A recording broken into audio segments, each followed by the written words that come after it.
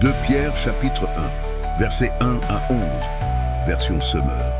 Simon-Pierre, serviteur et apôtre de Jésus-Christ, salue ceux qui ont reçu le même privilège que nous, la foi.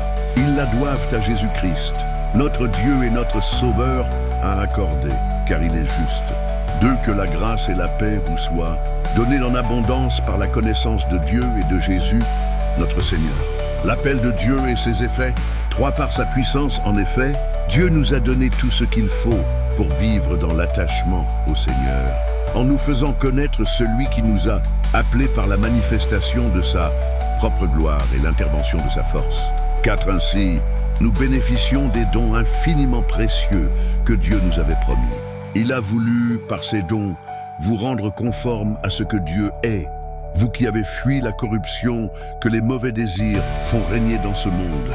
5. Pour cette raison même, faites tous vos efforts pour ajouter à votre foi la force de caractère, à la force de caractère la connaissance, 6. À la connaissance la maîtrise de soi, à la maîtrise de soi l'endurance dans l'épreuve, à l'endurance l'attachement à Dieu, 7. À cet attachement l'affection fraternelle et à l'affection fraternelle l'amour.